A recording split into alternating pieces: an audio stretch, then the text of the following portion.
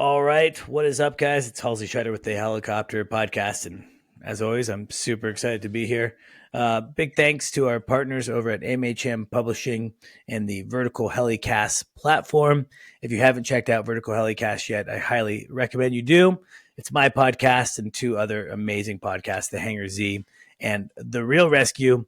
And of course, big shout out to our sponsors at Bell Helicopter and Celicopter. We appreciate you making this show possible. Perusing around as one does, Facebook. I feel like I'm kind of like sometimes just droning away in my phone, and I'm looking through videos, and I was this guy popped up doing some cool helicopter videos, and I got interested in it. I kind of started looking at more of the videos, and I was like, man, this guy has some pretty fun content. And so what did I do? I reached out and asked if he wanted to be on the show. And luckily enough, he said yes. So Devin Bowen, welcome to the Helicopter Podcast. How are you doing, buddy? I'm great, man. Thanks, Halsey, for having me. I appreciate you. I feel like that's how a lot of people in the helicopter industry have heard from me, putting out social media content, which has been really fun to do. Well, I think it's awesome, and I've talked about it a fair amount on the podcast, but it's always good to reiterate that the positive to me on social media is the fact that I think the new generation is able to see what we're doing as helicopter pilots and actually see that it's obtainable. We've talked about it on the show before, of like this idea of first generation pilots. Like, I'm a first generation pilot. No one in my family has been a pilot. Yeah. If I would have been able to say watch your Facebook videos or your Instagram or others when I was 12, 13, 14, that would have made the path a little more clear. So I think that's really neat. And, I'm not sure what your motivations were for creating the videos, but have they turned into kind of more than you expected? And have you heard from a lot of people that they've made a positive impact on maybe choosing to be a helicopter pilot? Yeah, absolutely. So just like a quick background, I graduated high school, didn't know what I wanted to do. I didn't want to go into the military route. It just wasn't for me. And I didn't know what I wanted to do. I wasn't going to go to college or anything. So I was kind of stuck in the position that a lot of people are when they graduate high school. They don't know what they want to do. So I went down a YouTube rabbit hole, as you do. Like you said, on Facebook, you just get into like these rabbit holes.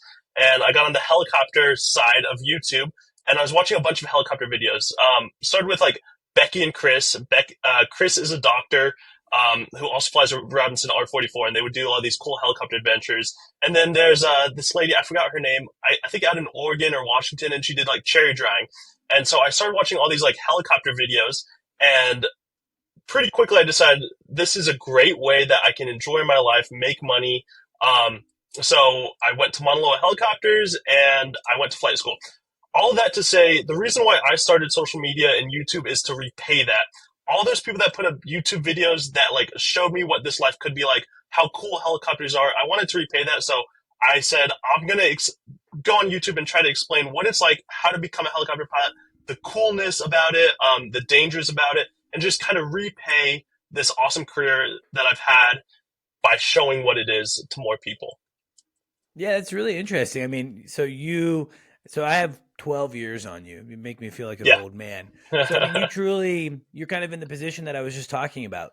You were in more of a, when I was 18, I don't think Facebook was even out yet. I think I got Yeah. Facebook when I was like 19. It was like, and you had to have a .edu, and I wasn't a college guy, right? So, like, I feel like exactly what I just said is exactly what we need, because as an industry as a whole, numbers are dwindling. Pilot side, mechanic side, support staff, everything about civil aviation and emphasis with helicopter aviation specifically. Numbers are down, and there's a lot predicated on that. But I think it's really neat that your videos and the videos that you watched kind of inspired it and you're now paying it forward. Do people hit you up a lot, ask you questions? Have you kind of taken on a mentor role to a lot of your followers?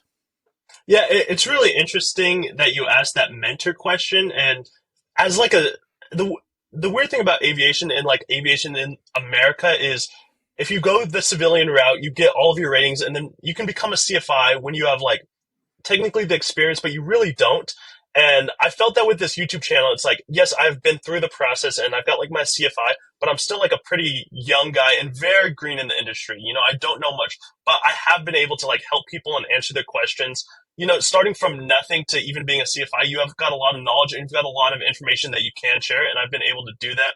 And I just want to touch on something that you said that's really important. And another reason why I started the YouTube channel is because I think aviation, as because of social media, it's growing and people are learning about aviation. So a lot of people want to go to the airlines and they hear about all the pay in the airlines and the awesome quality of life in the travel.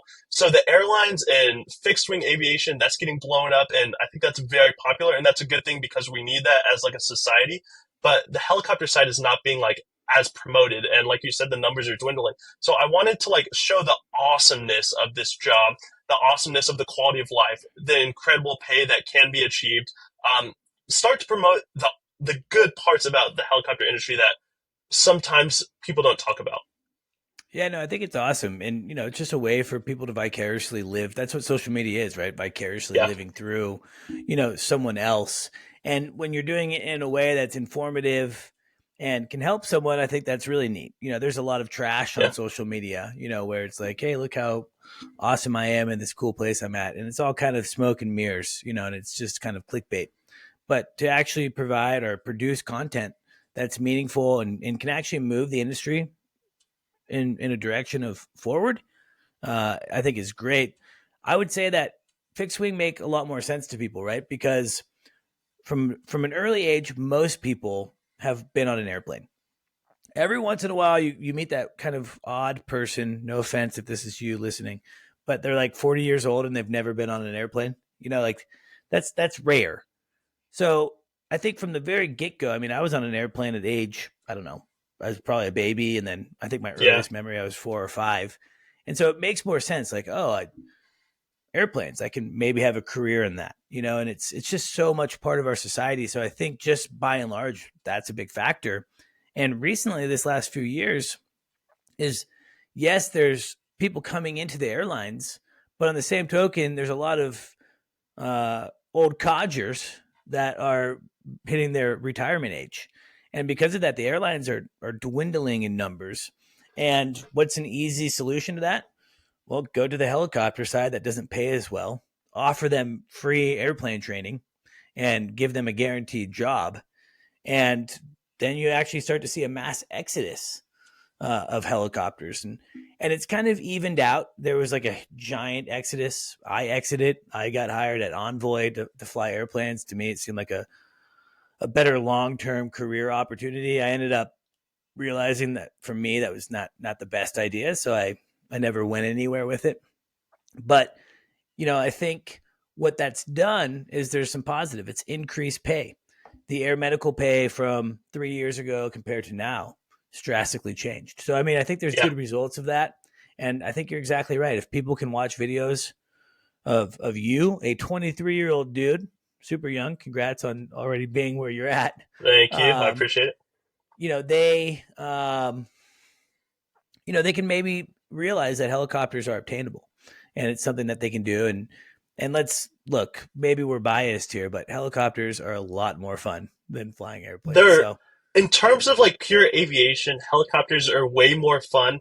And one of the biggest selling factor to me, because I was kind of in this conundrum too. Yes, I went down the helicopter YouTube rabbit hole and I was like infatuated with helicopters, but I also like was strategic and I was like looking at the pay of airline pilots and I thought about the same thing too. The biggest selling factor for me for helicopters, besides the coolness of the job, like landing on highways and hovering, I mean, that's freaking awesome that you can do that, was that you can be home most nights in most jobs as a helicopter pilot. As opposed to the airlines, whether you're a domestic airline pilot or an international airline pilot, it's challenging to have a family, and you're away a lot. As a helicopter pilot, you can be home most nights. And so that's a message I want to share to anyone that's like looking to go into this industry is a lot of jobs in the helicopter industry. You can do really, really cool and rewarding aviation work, but also have like a pretty awesome home life too. And what's the benefit of making $500,000 a year if you're away a lot? And as you grow in seniority ranks in the airlines, yes, you can like choose your schedule and you can have time off, but it's not the same as like being home most nights as a helicopter pilot. Yeah, and I think, there's obviously, in the helicopter industry, there's definitely jobs that can take you away, or you're working, say, Yes. a hitch, so you're on and off. But there's still a lot of like, like my last full time job was I worked a half a year. I was gone every other week, but home the rest. So I mean, that's a pretty nice Exactly. work life balance. Uh, I think one of the hard parts for airline guys would have to be like the constant hotels, because Yes. I think like it's hard to eat healthy when you're at a hotel. It's Exactly. hard to exercise at the little crappy hotels, the little gym that they provide. By and large, you look at like a lot of older fixed wing pilots, they look a little haggard. Like it's a career of different time zones and constant hotels, probably lots of drinking at times, and having a good time Yes. as well when you're in cool places, eating unhealthy.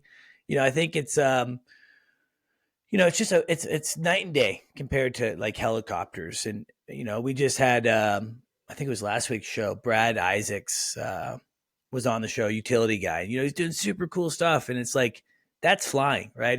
He's putting this helicopter on like a pair of pants, and he's hanging a saw from the bottom, and sawing things. He's short hauling human beings from the bottom of the helicopter onto lines. I mean, it's just like, in the airlines, you press a couple buttons, sit back, you watch Netflix. Don't say you don't, because I know you do.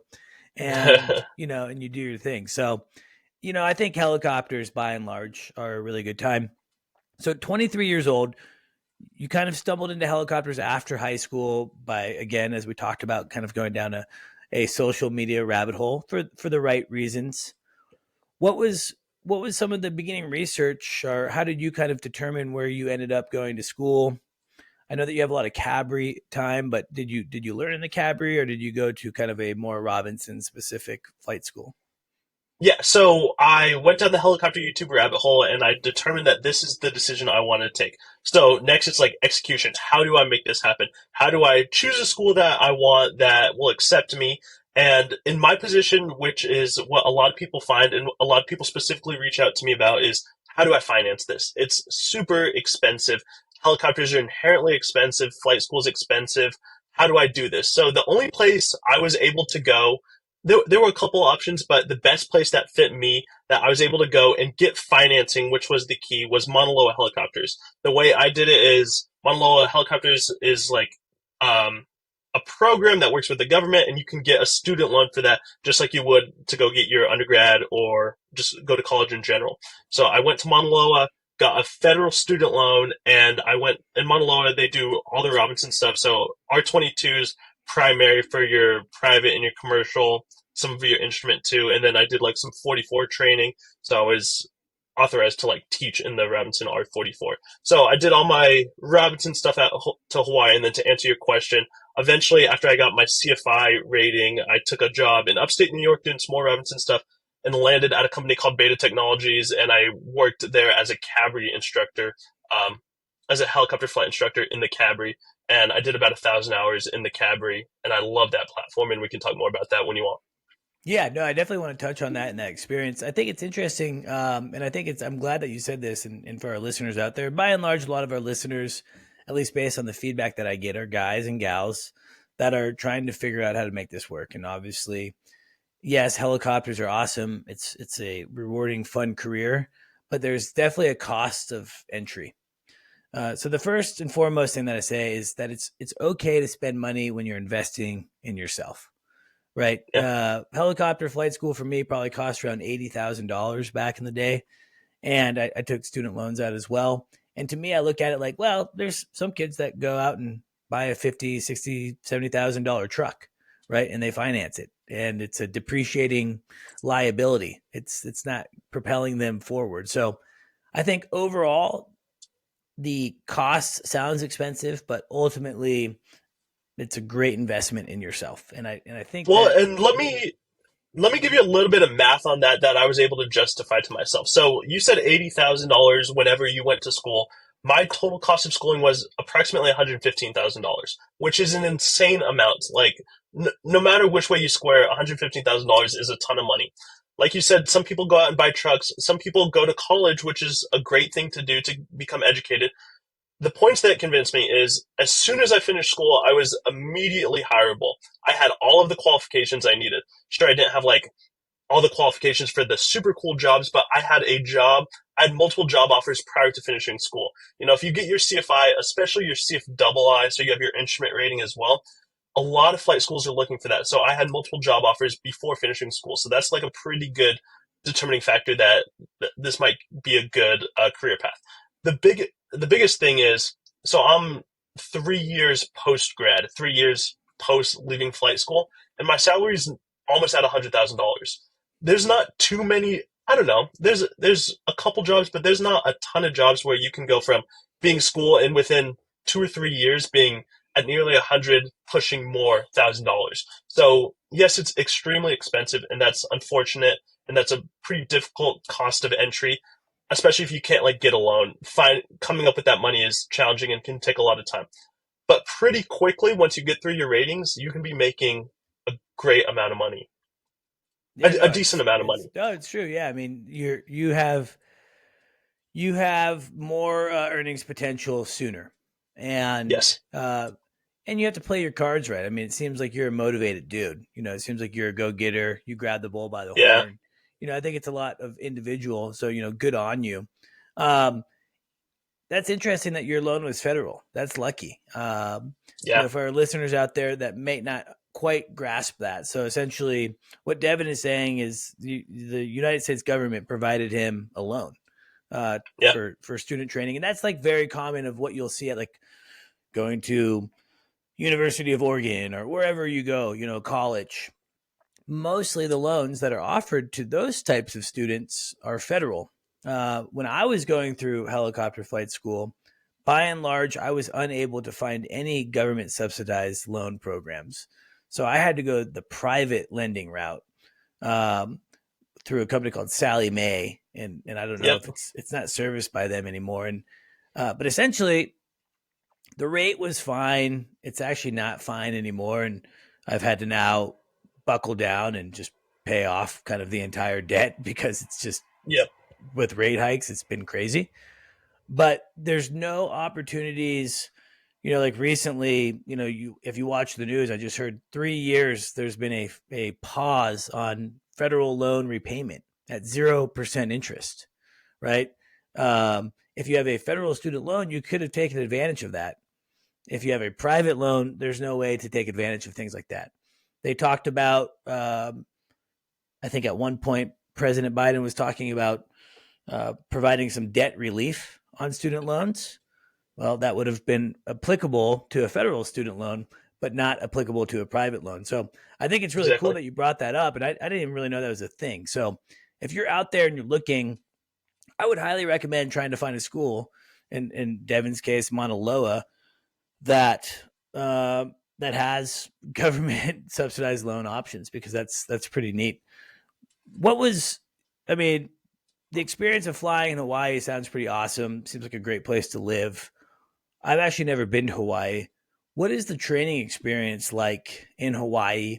And is there a big difference when you come to the mainland and start flying in not an island? It's my favorite question to answer because a lot of people think like going to Hawaii, it's an incredible place to like go learn how to fly, and it is.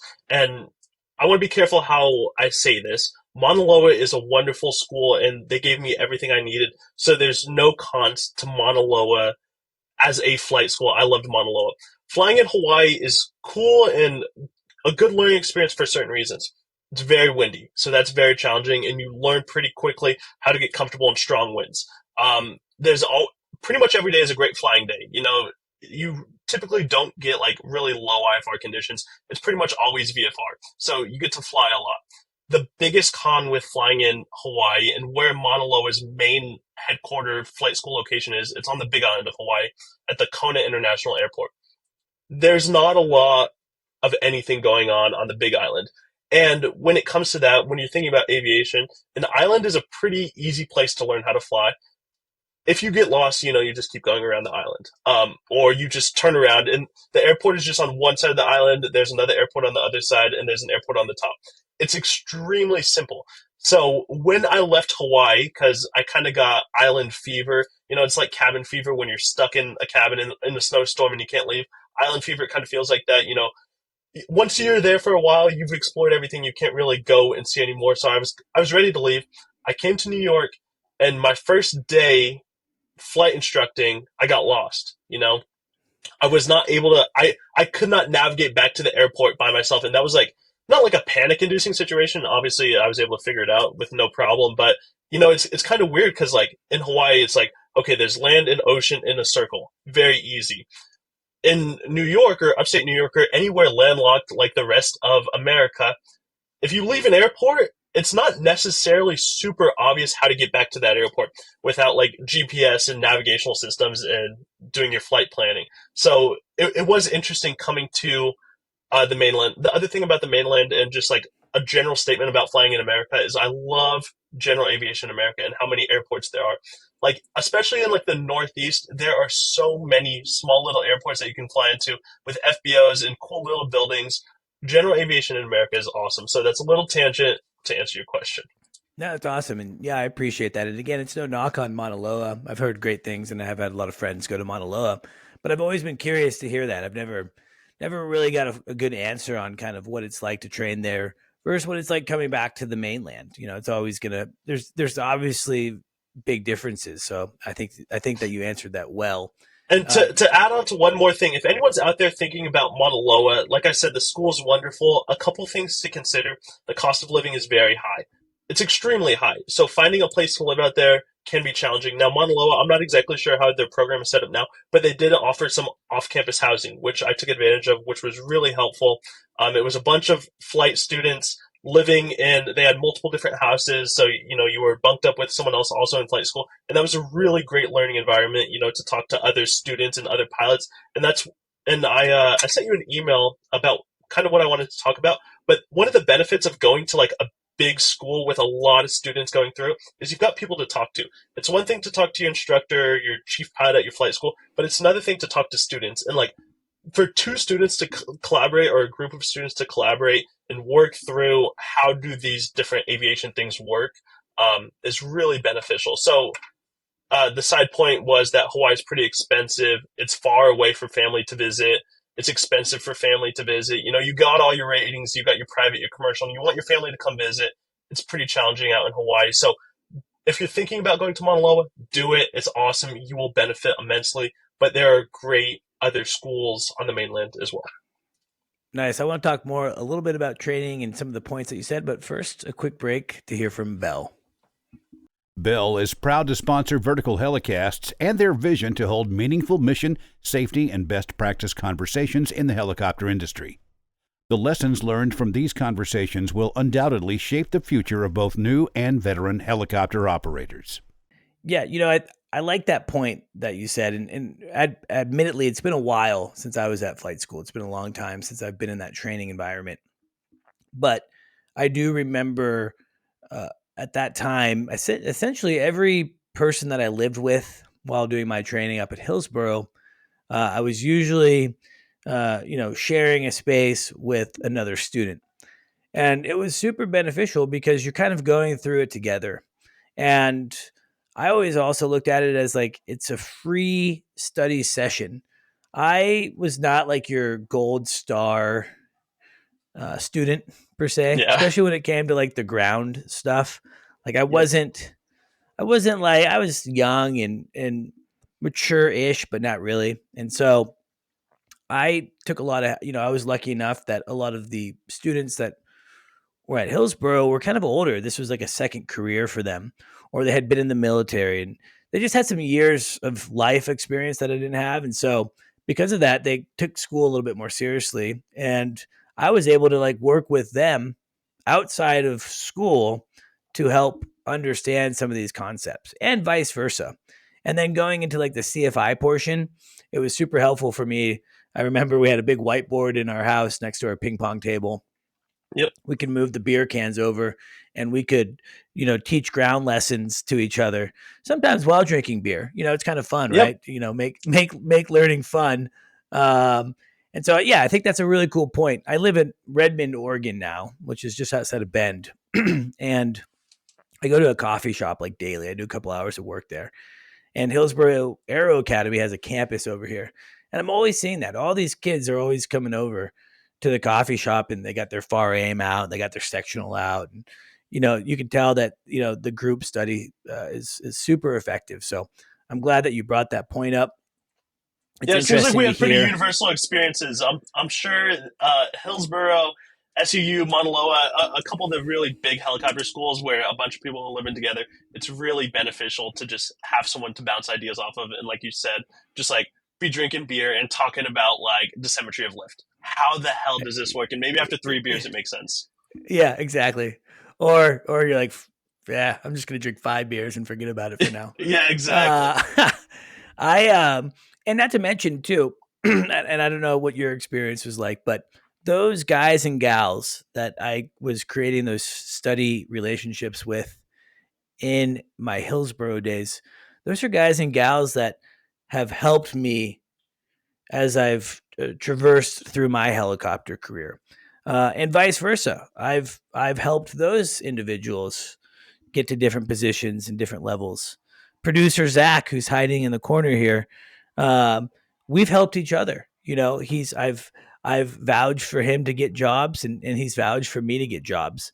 And so that's what I love about going to a big school. There's some drawbacks, but by and large, something that I don't think people talk about enough is off the bat going to a big school like Mauna Loa or Hillsborough or Southern Utah. You have like 40, 50 plus other peers that will someday disperse within the industry. And they may have a job someday that you want. And being able to have that network right from the beginning is super invaluable. Has that been kind of a similar experience for you?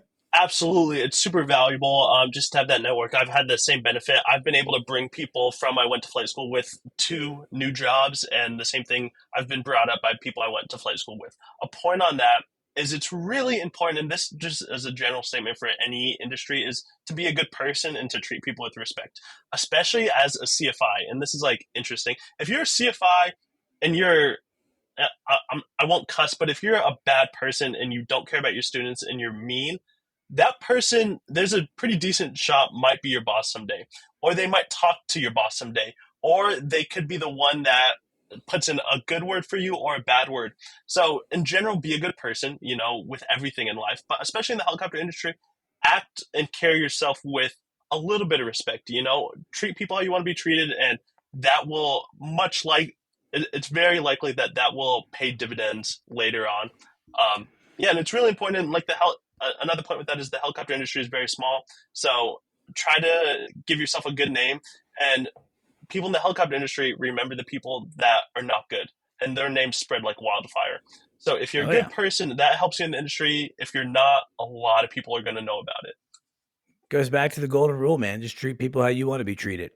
Yeah, And in fact, I forget what episode it is. Some few episodes back, I had a solo podcast. I'm doing a solo podcast series. So every other podcast or every few podcasts is just me blabbing for 20, 30 minutes. And the nice. series that I'm talking about, Devin, is about getting hired, going through different stages of your career.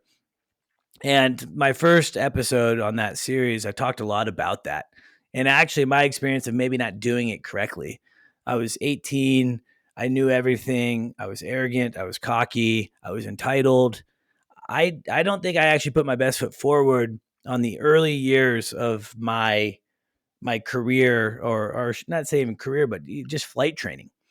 Mm, And we've talked about it a million times on the show. Like your interview starts the day that you start flight school. Those exactly. guys and gals in management are going to know who you are. They're going to know if you have a good attitude. And so, Yeah, I mean, I'm glad that you bring it up again, because if you're listening and you've been a continual listener, there's a common theme. All these guys and gals that come on the show that are successful today have one sole point, and that's to just not be a jerk, be a good person, work hard, treat people how you want to be treated. And that should go for any industry, but specifically a helicopter industry where really it is such a micro niche thing. It's not uncommon that your student will be your boss someday, or this, the person that you had an issue with at flight school is now the director of operations at a large air medical company that you want to work for. I mean, you just never know. And if you do it right, this industry is amazing because you have so many friends that all think the way you think. They love flying helicopters like you love flying helicopters.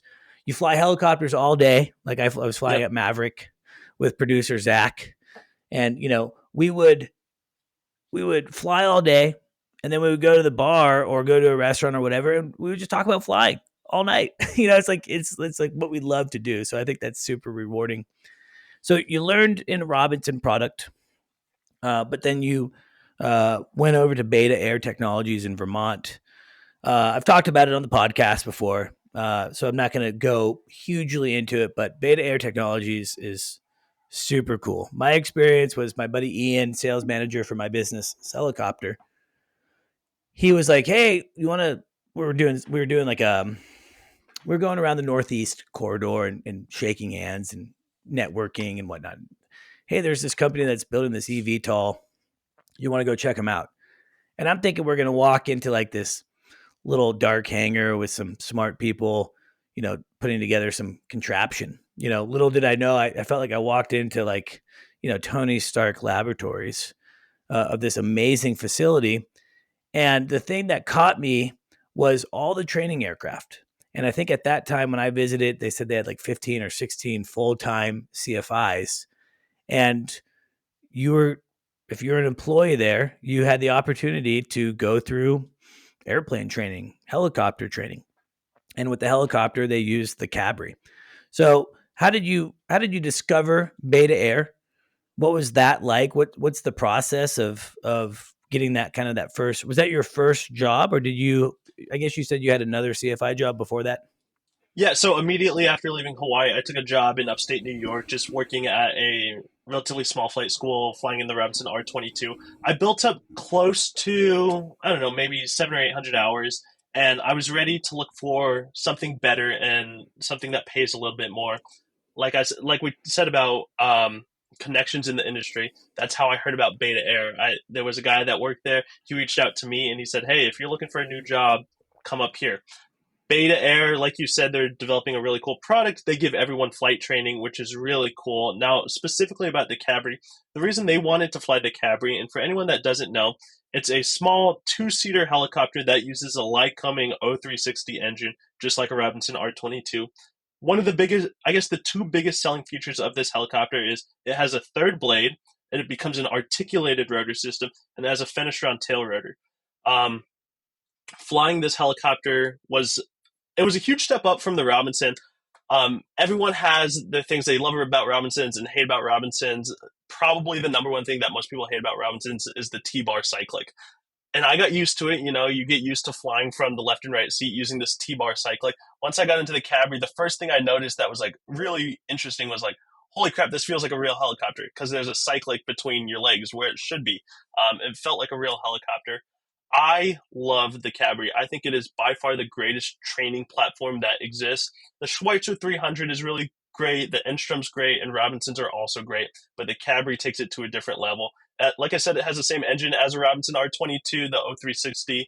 But with that third blade, the biggest factor is like the rotor inertia. You can enter in auto rotation, and you don't feel like you have to manage your RPM so much.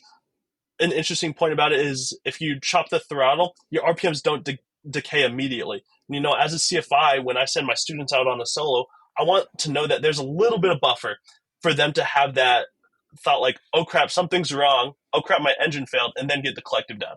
And a Robinson R-22, I was pretty worried about that as a CFI, that like you have to get the collective down immediately. So having that third blade, there's more inertia. I'm not worried about people walking into the tail rotor with the fenestron. I could go on, but it's an incredible platform. Yeah, it's super cool. Does it actually have powered locks? Yes. There's like a key fob, so you can Yeah, like so click it locked and walk away. since I was stalking you, Facebook kind of knows like that I like watching your videos now, and so that like Yeah, popped up I think yesterday, and I'm like, oh, that's yeah, that's interesting. yeah. There's a Um, little key fob. You can put it on your keys, click it, lock, unlock it, and walk away. And I guess the reason that they need that is there's not a starter key, so it's an electronic ignition, like maybe like an R44. No, even the R44 has the key. Like any bigger helicopter, like in A-Star, 407, whatever, there's not a key. It's just like a starting sequence with a button. So the Cabri doesn't have a key. It's got a starting sequence with a push button. So you had to have a little bit of protection. I imagine that's the reason. yeah, and for our listeners out there that are maybe in the midst of their training or thinking about training, I want to just dial down the point that Devin was talking about there, and that's what I've heard about the Cabri is the blade inertia. Essentially flying an R22, even compared to saying an R44, one thing that you'll notice when you're doing auto rotations in an R22 is you have to be fairly active for the most part in managing your RPMs. Yeah. You can get to a point. I mean, I've done so many autos in an R22 that you could dial in your entry, give a little pitch pull right off the bat, and kind of like set it and forget it as Yeah, long as you exactly. maintain a nice steady state. But that's after doing like thousands and thousands and thousands of autos. So by and large, for the students that are listening, you're probably more used to a situation where you enter your auto, your eyes are maybe inside, your nose drops a little bit. You look up, you panic, you pull back, your RPMs shoot up because it's a low inertia rotor system. So they go up fast and they decay fast. And there's just a lot, there's a lot to manage. I remember getting into like a 206, like a Bell 206 and doing autos. And I almost oversped the rotor system on the first simulated, throttle chop, call it, because, I slammed down the collective and the Bell instructor was like, yo, just lower it lightly and give a little half cyclic. And then I remember being like, well, in the actual auto, it's like the RPMs weren't doing anything. They were just staying exactly where they were. I could push the cyclic forward and I could go backwards. I could pitch pull. Nothing really was moving the RPMs like I was used to. And so that's what Devin's talking about in the Cabri. And that's what I've heard as well, is that because it's a higher inertia rotor, it's a little bit easier to manage in the auto. Am I saying that correctly? Absolutely. Yeah. When you enter an auto rotation in a Robinson, like you said, you're extremely active on not only the cyclic but the collective, and you're really manipulating the controls. As a student, once you become a CFI, and like you said, you've done thousands, you start to become more comfortable.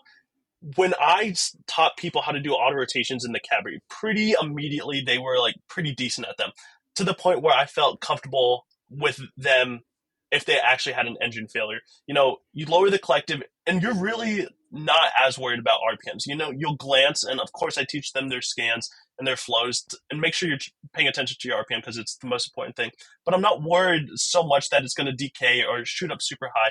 It stays relatively stable, and then they can take a breath and focus on, in our hypothetical training situation, where you're going to go land, get a mayday call out, do all the other things that you're supposed to do, but you don't have to be like so focused on just holding RPMs, let alone like airspeed, let alone trying to navigate to a spot.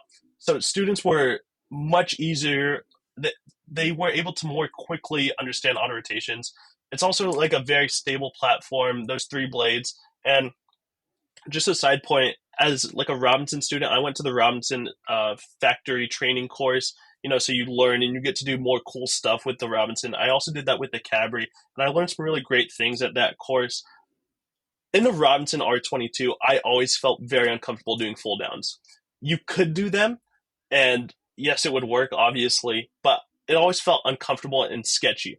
In the Cabri, I felt extremely comfortable doing full down auto rotations just because of that inertia. You could enter the auto rotation, go through the flare, obviously with the throttle off, get it level, and you could just so easily set the helicopter down because it adds so much inertia.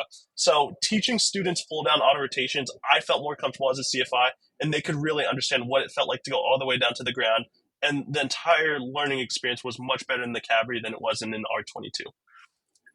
Yeah, it's interesting. I don't have any Cabri experience. And I look forward to hopefully having the opportunity someday to fly a Cabri around and check it out. I have a lot of love for Robinson though. Yeah, me too. And I did so many fold downs in an R22 specifically. I did like fold downs for 3 years straight. And from that perspective, I got pretty good at it. Like I just was really good at building my RPM. I could tack it, right on the edge, hold it, level, raise. If I had like a 5-knot wind, I could usually do with little to no ground run. But then having your student do that is a different story, right? And that's when it gets really nice to have something that's maybe a little bit of a higher inertia. It's funny. I look back, man. It kind of scares me. I was probably your age, 23, 24 years old, doing all these fold downs. And, knock on wood, I never actually bent any metal, which is surprising. I think if you do enough R22 fold downs with students at some point, you're going to hurt something. But I was fortunate enough. I did have a little bit of a stinger strike one time, but yeah, Who doesn't? That Who doesn't? that happens, right? I don't know if I count that. So that's neat. No. I'm curious of your thoughts on this. This is kind of out of left field, but on a previous podcast that I believe by the time your podcast airs, this podcast would already aired as well. I was talking to the CEO of a company called Rotor AI, and it's a company that's just launched a video a few weeks back where they've essentially created a fully autonomous R22. And they're moving that autonomy into the 44, and they want to do, get it into other helicopters and things like that. And Hector, the CEO, super smart guy, MIT guy, really nice, wants to make the industry safer. But the whole taking the pilot outside of the aircraft is kind of a weird concept, and it's still something I'm kind of grappling with. What are your thoughts on where helicopter technology is going? I mean, you worked at Beta. You got to see their cool eVTOL that they're making, which is still a manned pilot deal. I got to fly the simulator there. That was pretty cool. What is your thoughts on where the helicopter industry is going in regards to all the technology that we're seeing now? Yeah, it's a great question. I to be honest, I don't know. I think if anyone's wanting to go into the helicopter industry now, it's a great time. It's always been a great time. I think you could have a super solid minimum 10-year career, 20-year career, probably still being a helicopter pilot. I don't know what I see beyond 25 years, and that's a very long projection out. I think helicopter autopilots and complete autonomous helicopter autopilot is much further out than completely autonomous airplane flying. The reason I have hesitation to will it ever happen is because drones service a certain market, and there are already extremely advanced drones that are doing what they're doing. They still have not overdone the helicopter thing. There's certain things that a pilot can only do, and like EMS, I don't think there will ever be a not pilot platform doing that. You think about the airlines, they have all the technology in the world where an airplane can land itself. They still keep the pilot there because it's important to have a person that can think logically and handle certain situations that a computer can't. I think it's the same with helicopters. Maybe certain aspects of the industry go away, but I think there are certain fundamental jobs, probably like wildland firefighting, certain types of law enforcement, and maybe EMS, where you have to have a pilot for certain aspects. Yeah, no, I think you're right. I think it's you have to be adaptable, right? Things are going to change. Technology is always transforming and moving forward, so you have to have some adaptability. But it's a kind of a scary thing a little bit because like we talked about in the very beginning of the episode, it's all about helicopters are all about the awesomeness of being in the helicopter, the noise, the vibration, the connection that you get with the machine. And it's a little bit of a scary thought that could be eliminated in the future. And again, maybe I agree. Maybe it's a fight. Maybe there's a world in which both survive and live. I mean, when I flew air medical, my helicopter had a 2-axis autopilot. I used the crap out of it. I loved using the autopilot. To help me with my workload.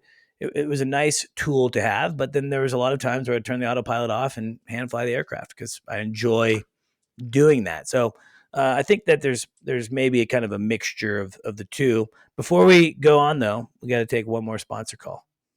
As always, a special thanks to Helicopter for producing this podcast. Specializing in helicopter evaluations, faster sales, and superb service, Helicopter is the go-to agency for clients expecting immediate results. Helicopter's team of helicopter professionals are the best in the business. Using their aviation expertise, a nationwide network, and a proprietary 76-step listing strategy, Helicopter will convert your listing from Mayday to payday. Ready to get started? Text Helicopter to 1-855-Helicopter. That's Helicopter to 1-855-735-5226. And a Helicopter pilot agent will reach out. Helicopter. List it, sell it, done. All right, so Devin, great conversation so far. It's been really fun talking with Thanks. you. 23, Right back at you. you got a good head on your shoulders. It's not easy. It's not easy being, in my opinion, young and having to be like super professional. I think it's a hard pill to swallow, especially for like a lot of young men, me included. I started helicopter flight training similar to you at, 18, 19 years old. I mean, by the time I was 23, I think I had over 1,000 hours and was the assistant chief at Hillsborough. And it was difficult to be like young and be beyond, so, kudos to you. It seems like you have a really good head on your shoulders and that you're doing really cool things within the industry. I know now that you've transitioned into a tour and 135 charter operations, flying turbine aircraft. What are you in, the 407? Yeah, in the 407. What was the experience like for you, for our listeners out there that, hey, maybe they just hit their 1,000 hours or 1,200 hours piston time. They've been instructing. It's time to move to that next step. What was that process like for you? And what was it like kind of going through that interview process, those nerves, this big first turbine job? Just kind of walk me through that. Yeah, so after I got my CFI time, an interesting thing about me is, so I stayed as a CFI up until 1,500 hours, which is a pretty long time to stay CFI. The reason I wanted to do that is I wanted to go down to the Gulf, and the Gulf hires the job I was looking at hired at 1,500 hours. So I was like, I'll just stick through it. That job ended up not working out for different reasons, so I found a different job up here in New York City. And for anyone that's like building their time in a Robinson or whatever piston platform you're flying in, that turbine job is as good as you could expect it to be. That turbine helicopter is as good as you could expect it to be. It is the greatest. If you're wondering if it's really as great as it sounds, it is. It's keep grinding, keep pushing. Turbine helicopters are really where it's at. I have all the love, like you said, in the world for Robinson platforms. They got me to where I am. I love the Robinson helicopters. I love piston helicopters, and I'll fly them again, and I love to fly them. But turbine helicopters are awesome. I was really concerned about flying turbine helicopters. Not that I couldn't do the stick skills. I can fly a helicopter just as good as anyone can fly a helicopter. I was worried about like understanding the fundamentals of it. When I went to Mauna Loa Helicopters, there was a little bit of learning about how a turbine engine works, and I knew like the basics of how it worked. But I knew how a piston engine worked. I could teach a piston engine. I understood it. I could diagnose it. But I didn't really understand how a turbine engine worked, and like what is MGT and what is NG and what is N1 and N2 and like all these foreign concepts that you just don't experience in the piston world. It really wasn't that big of a transition. The company I worked for, they did all my onboard training and they explained it really well. Turbine engines are probably simpler to understand than a piston engine. A piston engine's got a lot of moving parts, a lot of weird stuff going on. Turbine engines are very easy to understand. They're very reliable. They're as good as people say they are. And I love flying turbine helicopters. It makes me feel safer. The power the power you have is awesome. So it wasn't that big of a transition. And if you're concerned about not understanding like the specifications of like how a turbine engine works or like the numbers or the lingo, it's not that big of a transition and it's not that big of a jump. And if you're a helicopter pilot, you're inherently a smart person, so you'll be able to do it. Yeah, I mean, there's definitely a little bit of a learning curve. And I remember going through my first turbine transition at Hillsboro when I jumped over to their charter side. And I remember being like, hold on, time out. What is N2 and what is N1? TOT or MGT, as you say. What is all this? And essentially, it's not a super complex thing to learn. And I agree, right? Air comes in, it's ignited, it spins these wheels, that gets transferred into a transmission, turns your rotor. I mean, it's not rocket science, and you Yeah. don't necessarily need to know every working point of the turbine engine to be a good turbine helicopter pilot. I think you just Yeah. have to understand, unlike a Robinson, that on your propulsion gauges specifically, those red lines have consequences. There's there's times where you have to say, okay, I'm hot and heavy right now, and I'm going to pull a little bit over the red line. I have 10 seconds to do it, and that's going to get me out of this hole on this highway that I'm in, or whatever it may be. And actually, I was fortunate. I did a ton of flying with a guy in Robinson helicopters, and he was the chief instructor when I was the assistant chief. And he had come back from the industry, so he'd been flying turbine helicopters for like 12 years, Mm-hmm. and he taught me how to fly a Robinson like a turbine, like Mm-hmm. because one thing I think is a misconception is, yeah, you have all this power, but typically that's negated by now you have a full payload. And your power is now limited because you're at max gross weight all the time. And similar to like an R22, or I should say a profile that my buddy Marcus taught me, getting through ETL, setting your power and not allowing, not touching the collective as you transition, into ETL, and then actually reducing your power, all these things. And they were really helpful. So I think if you're flying a Robinson helicopter, uh, fly it like you're at max gross weight in a turbine, and that red line means something, because ultimately that's going to be the scenario that you're going to be someday. And that was really helpful for me. So I don't know if that kind of Yeah. resonates with you at all. 100%. So yes, turbine helicopters have a crap ton of power. There's so much power. The only time you will ever feel that is like when you are solo with nothing else in the helicopter. Other than that, every single operator is going to fill you up to the max gross weight. You're pretty much always going to be flying at the limit of the helicopter with every ounce of weight that they can squeeze in there. So your power management that you learn in a Robinson R22 totally 100% transfers to a turbine. You have to be very cognizant in an R22 on a hot day. In a turbine helicopter, it's the same thing. So when I've got like a full charter load with all the bags and all the fuel to make it to some point, like I'm sure you did with EMS, you're as heavy as you can be. So you have to figure out, where's the wind coming from? How can I make this takeoff profile as safe as possible, the most efficient for the helicopter? All those things that you learn in flight school totally transfer. And it's not like you get into the turbine world and you can just like rip the collective and do whatever you want, because you really can't. You will be at all of your limits in a turbine helicopter, just like you would be in a piston helicopter. Yeah. I mean, payload is usually equals money, whether it's cargo or people. That's how operators are getting paid. So they want to put as many people in as possible. And another thing with that's really interesting that I'm specifically flying charters now is in like an R22, and just like obviously in the training world, you're pretty chill. You're really not on a time limit. You're trying to build time, go slow, fly at 60, 70 knots. Once you get into like the 135 charter operations where there's money on the line, and like the EMS world where there's lives on the line, even though you probably shouldn't think of it like that, you're flying fast. You're flying as fast as the helicopter will let you. So you're flying at the limit, your max continuous power always, to get places as fast as possible. And like in the 135 world where you're trying to make money, they want you to fly as quickly as possible to get places, which is, and there's a ton of different mind shift changes that happen when you go from the training world to like a different type of helicopter flying. But that was an interesting one. It's just fly fast. Yeah, no, always. And I think it's sometimes, especially when you're in a higher time CFI, you kind of get this burnout, and like all you can think about is, man, I got to get to that next step, and you do. That's the next step, getting into a turbine helicopter, and working a 135 job or whatever it may be.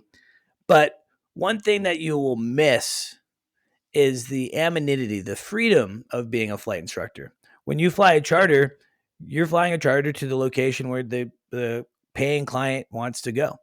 When you're flying tours, you're flying the same route that your operator has established and tells you to fly. Where in the flight school environment, at least my experience, especially as a CFI and having different students in different parts of training, it wouldn't be uncommon for me to start a flight in the morning where I'm doing, off airports for 2 hours, in the coast range of Oregon, then to jump in another helicopter and go do 2 hours of fold downs, and then go and do a cross country, and then finish the day up by doing a photo flight somewhere, or whatever it may be. There was so much freedom in that, whereas you don't really get that when you get into the quote unquote real world of flying. So, look, I get it. You got to move on. If you're listening to the episode right now and you're like, man, I don't want to be a CFI anymore. I felt that feeling before, but try to, make the positive as this is being a CFI is the only job where you have just unlimited freedom in my Complete experience, at anonymity. least. You are truly the boss. Yeah, like you said, you can do whatever you want. Like there were many times where I'd go from a flight with a student where I don't touch the controls once. I'm not hands off, but essentially hands off, and they can do whatever they want. They've got total control. I don't touch the radios. I'm just hanging out for the ride. To the next flight where I'm trying to teach a 3-hour private how to hover a helicopter, and and then you go and do off airports, and then you go do engine failures, and then you're like teaching someone how to make like a normal approach. So being a CFI, yes, there are tons of, it just feels like a drag, a grind, and like you're just waiting and waiting and waiting. But it's really a fun, enjoyable time teaching all these people. And as we talk about being a CFI, I think it's really, really, really important that you are a good CFI. If you're going to become a helicopter pilot and the route that you plan is, I'm going to go get my private, my commercial, and my CFI, and I'm going to build my time through being a CFI by teaching other people, it's really critical that you are selfless and that you care about your students and that you're a good CFI, because you're making another pilot. And it's the most important, it's arguably one of the most important jobs in the world, in my opinion. Obviously, I say that because I'm a pilot and a CFI, but it really matters that you care about the safety of your student, that you're teaching them good practices, and that you're not doing it just for the selfish purpose of building time, and you're trying to make them as best as you can. Use that time to like obviously build yourself up, but really focus on being a good instructor and helping your students and not just being selfish. Yeah, no, it's a great point. I always looked at it like you are teaching the individuals that will be flying in your same airspace. So Mm-hmm. how do you want them to fly? How do you want them to act? And you want to create a good product. I had an instructor, and he was an okay guy, European guy. A lot of Europeans at the flight school that I went to, and Yep. and they were on a time crunch. Like they had to get hours, because they had 1 year. I think is how the visa worked. But I remember like we were flying one time, and I was just kind of over the flight. We had been doing a bunch of autos. They weren't going great. I was fatigued. I had just kind of hit my limit. And being a privately funded guy through a student loan, every dollar counts. Every minute I'm in the helicopter, that's money that I'm spending. And I remember he was like, "Oh no, we need to keep flying for another, half hour so I can hit 700 hours today." And I remember thinking to myself, like, that's crappy. Like that point 0.5, I'm not going to get anything from.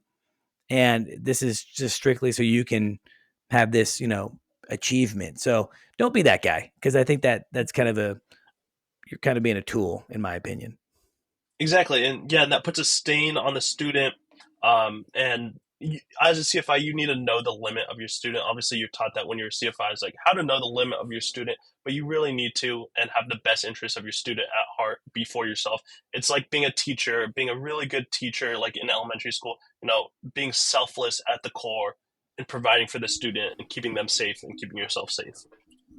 100%. Devin, I feel like you have a ton to share, so I think I need to get you back on a podcast uh, in I'd the love not to. so in the not so far future. But we are up against our time today, so I really appreciate you coming on, Devin. Where can our listeners find you on social media, on YouTube? Yeah, so all of my handles are the same. It's Pilot Devin, Devin on Instagram, YouTube, and TikTok as well. I haven't been posting content because I recently just had a kid, So that's why I'm not up posting content. But yes, I have joined the dad community, which is awesome. And like you said, I should come back. It'd be fun to talk about how that kind of changes how you fly and the jobs you want to do. But Pilot Devin, I've got a bunch of educational content that I try to teach people and just some cool stuff. So you can find me there. Yeah, I'm serious, guys. I no lie, I stumbled across Devin just by, Facebook, knowing that I like helicopter videos, and I went down the Pilot Devin rabbit hole, and there's some great content. I knew that this would be a really fun podcast. So thank you, congratulations on having the kid. That's Thank you. super exciting. Appreciate it. I'm really behind. I'm 35. I'm not there yet, but maybe soon. We'll That's see. okay, man. Uh, That's okay. we'll see, man. I I'm like a feel very Jerry grateful and blessed that I was able to have a kid young. Well, in the relatively words young. of You know, a I feel. in the words of like medical professionals. I think at 35 it's now like you're considered geriatric, for Yeah, like pregnancy exactly. purposes, which is wild to me. So anyway, to Vertical Helicasts, our platform, thank you so much for making this podcast possible. Thank you to Bell Helicopters, of course. Devin's a Bell driver now, so he Yeah, certainly gets to yep, enjoy the 407. I love the 407. I love the 206. yep. Haven't had the opportunity to fly the 429 yet. Really want to fly the Bell 429. Hopefully someday Yeah, we can make that a reality. And of course, special thanks to my company, who's also a sponsor of the Helicopter Podcast, Helicopter, and to our listeners. Thank you guys for engaging. You guys have made it possible to continue to grow, and I'm just so grateful. So please like, share, and subscribe. Mr. Bowen, thank you so much for coming on the show. And thanks again, for let's having get me. you on in the not so distant future. Awesome. Thanks.